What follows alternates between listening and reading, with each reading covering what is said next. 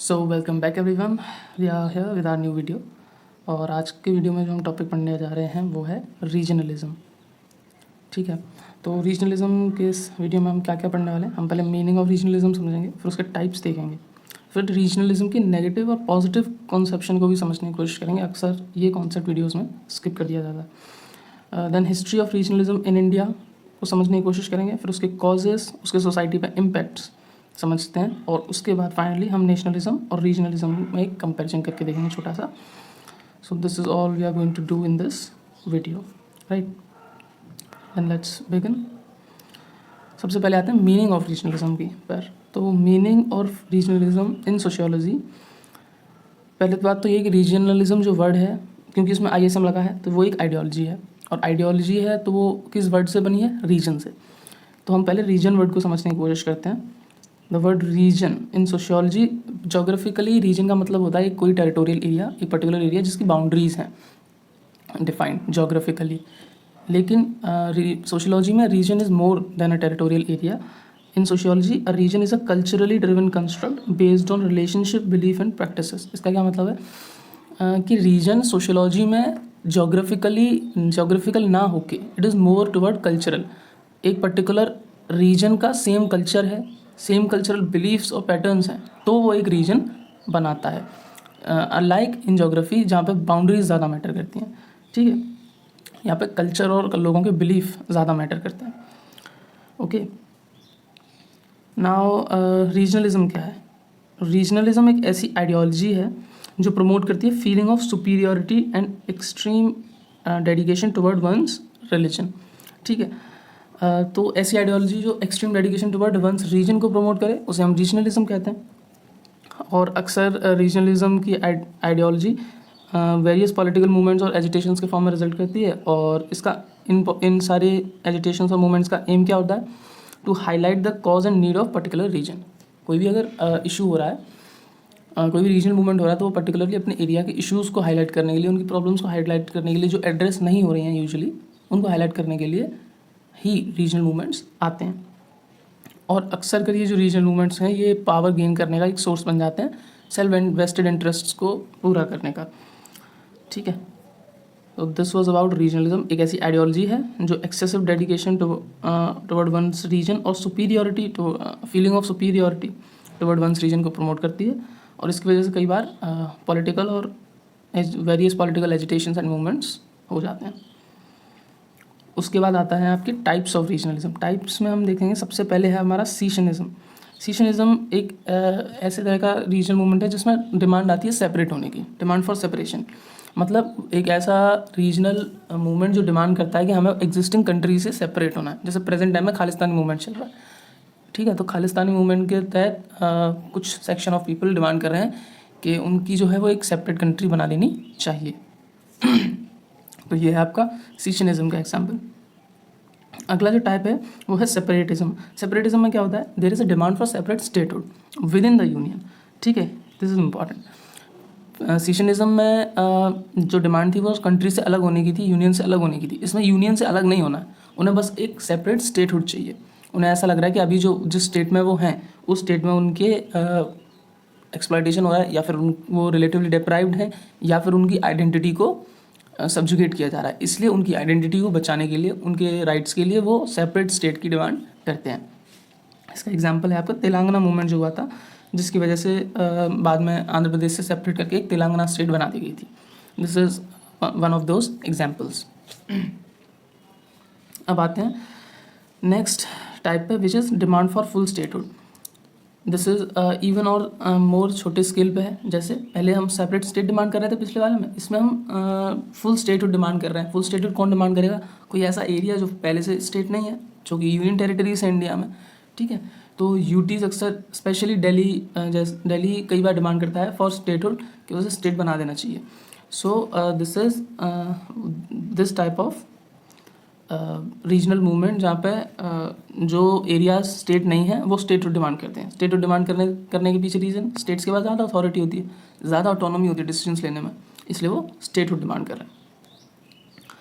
Next type जो आता है वो आपके पास है demand for regional autonomy with in state. Now it is on more smaller scale. अब वो लोग बोल रहे हैं कि हमें स्टेट से अलग नहीं होना है, we are happy to be with state, but हमारे कुछ राइट्स हैं जो स्टेट्स एंटरटेन नहीं कर पा रही या हमारा एक्सप्लॉयटेशन अभी भी हो रहा है। हमें स्टेट से अलग नहीं होना, बट हमारे रीजन को ऑटोनॉमी दे दो बस। तो इसका एग्जांपल आपको देखने मिल सकता है। जैसे एक लद्दाख का तो एग्जांपल यहाँ पर बेसिकली सूट नहीं करेगा। इसका एग्जांपल आपको देखने मिल सकता है जो 6 शेड्यूल स्टेट्स हैं इंडिया में। 6 शेड्यूल मतलब वो स्टेट्स जहाँ पे ट्राइबल पॉपुलेशन है और ऐसी ट्राइबल पॉपुलेशन है जो आउटर वर्ल्ड से बहुत ज़्यादा कनेक्टेड नहीं है, उन रीजन्स को 6 शेड्यूल में रखा गया, जैसे असम और नॉर्थ ईस्ट की कुछ स्टेट्स। ठीक है, तो वहाँ पर एक पॉलिसी चलती है ऑटोनोमस डिस्ट्रिक्ट की। मतलब किसी पर्टिकुलर डिस्ट्रिक्ट में अगर बहुत ज़्यादा ट्राइबल पॉपुलेशन है तो उस डिस्ट्रिक्ट को ऑटोनॉमस डिस्ट्रिक्ट घोषित कर दिया जाता है, और उस पर्टिकुलर रीजन का जो एडमिनिस्ट्रेटिव एंड एग्जीक्यूटिव वर्क है वो बेसिकली वहीं के लोग संभालते हैं on the basis of a council जो वहीं पे इलेक्ट होती है इन दैट पर्टिकुलर रीजन। तो इसको स्टेट के अंदर एक्स्ट्रा ऑटोनॉमी डिमांड करना is another type of regionalism. And the last type of regionalism is demand for state autonomy. इसमें क्या होता है, इसमें जो एग्जिस्टिंग स्टेट्स हैं वो डिमांड करती हैं मोर ऑटोनॉमी, मतलब वो यूनियन से अलग नहीं होना चाहती, वो ऑलरेडी स्टेट हैं, बट वो बोल रही हैं कि हमारे पास जो पावर्स हैं which those are not sufficient to work, तो हमें अब थोड़ी और ऑटोनॉमी हमारे देनी चाहिए ताकि हम अपने डिसीजंस थोड़ा और अच्छे से ले सकें। इसके एग्जांपल है तमिलनाडु में डीएमके अक्सर कर ये डिमांड उठाती रहती है कि सेंटर उनको मतलब काफ़ी मतलब फॉर एवरी टैक्स दे पे टू सेंटर उन्हें सिर्फ 36 पैसे समथिंग रिटर्न करता है, तो हमें हमारे टैक्सेशन पे हमें और ऑटोनॉमी मिलनी चाहिए, हमारा टैक्सेशन हमारे पास ही रहना चाहिए, स्टेट के पास नहीं जाना चाहिए। दिस इज समथिंग ब्रीफ में मैं समझा रहा हूँ। तो इस तरह की डिमांड्स वहाँ से आती हैं कि हमें अपने टैक्सेशन पे मोर कंट्रोल चाहिए। तो basically demand for state autonomy, increased control over their affairs. इसका एग्जांपल है डीएमके इन तमिलनाडु। ठीक, इसके बाद हम आते हैं positive and negative concepts of regionalism पे। देखो, अब तक हम ये समझ गए कि रीजनलिज्म क्या है, एक आइडियोलॉजी है जो प्रमोट करती है एक्सेसिव डेडिकेशन और सुपीरियरिटी की फीलिंग को। नाउ अगर ये एक्सेसिव डेडिकेशन और सुपीरियरिटी की फीलिंग कंट्री के आइडिया के अगेंस्ट जाकर काम करेगी तो वो नेगेटिव हो जाएगा। अगर उसके कंट्री के और नेशन के अगेंस्ट नहीं जाएगी तो वो पॉजिटिव कॉन्सेप्ट ऑफ रीजनलिज्म हो जाएगा। क्यों? क्योंकि अल्टीमेटली रीजनलिज्म करता क्या है, लोगों की इश्यूज़ को हाईलाइट करता है। तो देखते हैं positive concept of regionalism, it advocates betterment of one's region without going against state या गवर्नमेंट। ठीक है, अगर आप डिमांड करने लगोगे अलग होने की तो this is something negative, but अगर आप गवर्नमेंट और स्टेट के अगेंस्ट नहीं जा रहे हो, उससे डिमांड कर रहे हो, जैसे तेलंगाना मूवमेंट, जैसे झारखंड के लिए जो एजिटेशंस हुए थे, तो ये जो है वो पॉजिटिव कॉन्सेप्ट ऑफ रीजनलिज्म में आते हैं। पॉजिटिव कॉन्सेप्शन के इम्पैक्ट क्या होते हैं, लोगों का सोशल वेलफेयर होता है क्योंकि उनके जो इश्यूज़ हैं वो एड्रेस होंगे, तो there will be welfare in society, better development मिल पाएगा उनको, और एक यूनिटी और ब्रदरहुड की फीलिंग भी डेवलप हो जाएगी। जब आप उनके इश्यूज़ को एड्रेस करके सॉल्व कर दोगे तो they will be more connected with the country, तो एक ब्रदरहुड और यूनिटी की फीलिंग बढ़ जाएगी। ठीक है, this is positive concept of regionalism. Negative concept क्या कहता है, नेगेटिव कॉन्सेप्ट सेज के हम अपने इश्यूज़ और इंटरेस्ट को रेज करेंगे without addressing the national interest and going against state. हम स्टेट के अगेंस्ट जाएंगे, हमें नेशनल इंटरेस्ट से कोई मतलब नहीं है, हमें जिस चीज़ से मतलब वो है हमारा रीजनल इंटरेस्ट। जैसे खालिस्तानी मूवमेंट, वो कह रहे हैं कि हम ठीक से रिप्रेजेंटेड नहीं हैं तो we want a separate nation. ऐसे ही greater Nagaland movement is there in north east, वो भी डिमांड कर रहे हैं एक separate country on same basis के वो रिलेटिवली डेप्राइव्ड एंड ऑल। तो this is something negative concept of regionalism. Okay, so negative regionalism के क्या इम्पैक्ट्स होते हैं, सोसाइटी में डिसरप्शन होता है। अभी हम देख ही रहे हैं खालिस्तानी मूवमेंट की वजह से कनाडा में क्या सिचुएशंस चल रही हैं, तो there is so much of outbreak and conflict between communities, तो सोसाइटी में डिसरप्शन भी होता है, कम्युनल डिसहार्मनी भी होती है, आपस में कम्युनिटीज़ एक दूसरे पर उतना ट्रस्ट और बिलीव नहीं कर पाती हैं, तो कम्युनल डिसहार्मनी भी होती है। तो चलो अब historical view point of regionalism समझ लेते हैं थोड़ा सा। तो हिस्टोरिकली देखो, इंडिया में there have been regional conflict since ancient times. ठीक है, क्योंकि रीजनल लेवल पे कई सारे किंग हुआ करते थे and they were in quest of power, तो कॉन्फ्लिक्ट्स होना लाजमी था। बट लोगों में एज सच रीजनलिज्म की फीलिंग कंसंट्रेट होना तब कब से शुरू हुई है, specially this is after British rule. ठीक है, तो हम ब्रिटिश रूल से अब तक रीजनलिज्म कैसे डेवलप हुआ इंडिया में वो थोड़ा सा फेज़ वाइज समझते हैं। सबसे पहले फर्स्ट फेज़ कौन सा है, जब 3 डिफरेंट प्रेसिडेंसीज बना दी थी for better control Calcutta, Madras and Bombay की बाय ब्रिटिशर्स। तो 3 डिफरेंट प्रेसिडेंसीज बना दी। अब 3 ये पर्टिकुलर एरियाज अच्छे से डेवलप हो रहे हैं, कोई एरिया ज़्यादा डेवलप हो रहा है, कोई एरिया कम डेवलप हो रहा है, और जैसे जैसे डिस्पैरिटी आ रही है लोगों में वैसे वैसे उनमें कॉन्शियसनेस आ रही है कि दे आर बीइंग रिलेटिवली डेप्राइव्ड, और जो दूसरा रीजन है उसको ज़्यादा सपोर्ट मिल रहा है, हमें नहीं मिल रहा। तो रीजनलिज्म की फीलिंग यहाँ से सबसे पहले डेवलप हुई इंडिया की हिस्ट्री में फॉर्मल मैनर में। उससे पहले तो एंशियंट टाइम से भी थी। ठीक है। Then later divide and rule policy for the deepen the differences, जैसे पार्टीशन ऑफ बंगाल हमें देखने को मिलता है, अल्टीमेटली 1947 में इंडिया का पार्टीशन देखने मिलता है। तो इन सारी चीज़ों ने भी रीजनलिज्म की फीलिंग को काफ़ी कंक्रीट बना दिया इंडिया के केस में। ओके। देन हमें थर्ड फेज ऑफ रीजनलिज्म देखने मिलता है after independence, in post independence era, when which is called era of mass mobilization. Post independence era में हमारी कंट्री डेमोक्रेटिक बन गई, डेमोक्रेसी के बेसिस पे इलेक्शंस होने लगे। अब इलेक्शंस हो रहे हैं तो आपको वोटर्स को मोबिलाइज करना है, और वोटर्स को मोबिलाइज करने का सबसे अच्छा तरीका क्या होता है, किसी ऐसी चीज़ का सहारा लेना जो उनके बहुत ज़्यादा दिल के करीब है, ताकि वो बहुत जल्दी मोबिलाइज हो जाएं। तो इसका बेस्ट एग्जाम्पल क्या है, रीजन। आप मराठी मानुष हैं, आप मराठी मानुष हैं, तो आप अपने जिस पार्टी ने मराठी मानुष का स्लोगन दे दिया, क्योंकि आप मराठी हैं, आपको लगता है कि बाहर के लोग आके आपके एरिया में आपके हिस्से की जॉब्स और वो चीज़ें छीन रहे हैं। वो अलग बात है कि वो जो लोग बाहर से आ रहे हैं वो भी इंडियंस हैं, पर दैट हार्डली मैटर्स। क्यों? क्योंकि आपकी पार्टी इज़ ऑलरेडी प्रमोटिंग कि महाराष्ट्र के लोगों के अलावा और किसी को बाहर वालों को जॉब मिलनी नहीं चाहिए। तो दिस इज़ दैट कॉन्सेप्ट ना, कि आप जब पॉलिटिक्स के लिए लोगों को मोबिलाइज करते हो तो उसका इफ़ेक्ट जो है वो रीजनलिज्म के तौर पे देखने को मिलता है।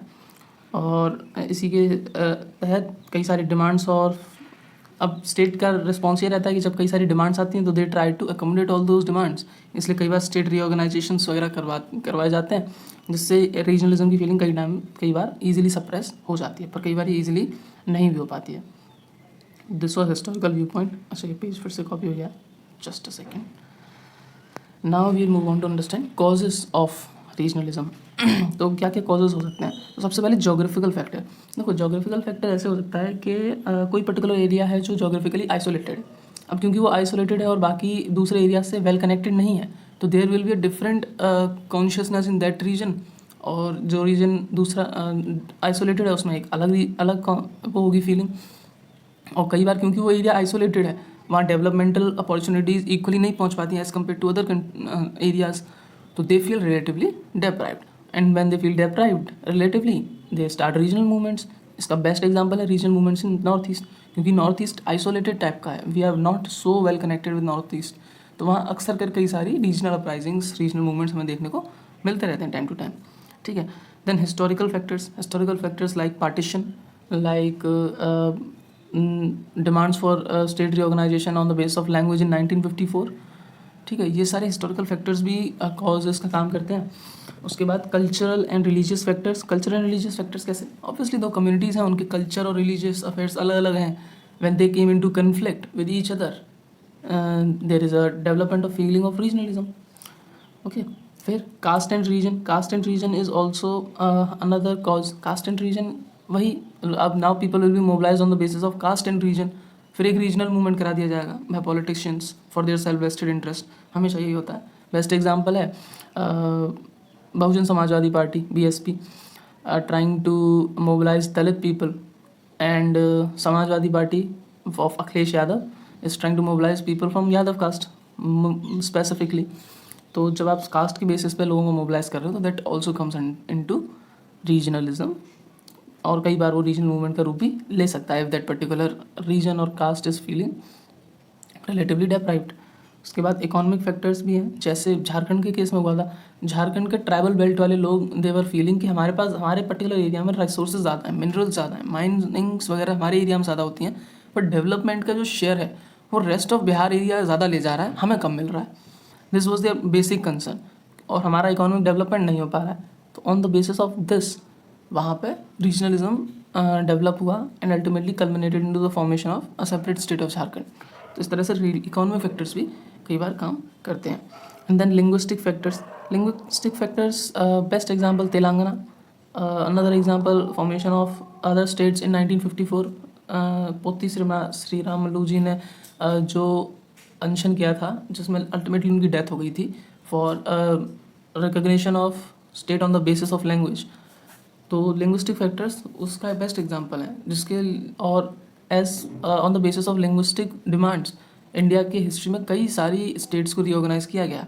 तो लिंग्विस्टिक फैक्टर्स ऑल्सो प्ले इंपॉर्टेंट रोल.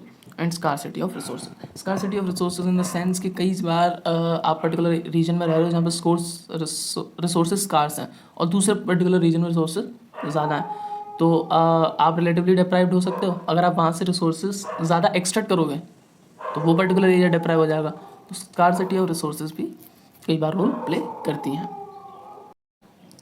तो चलो finally social impacts of regional movements देख लेते हैं. तो सोशल इम्पैक्ट्स क्या रहते हैं रीजनल मूवमेंट्स के.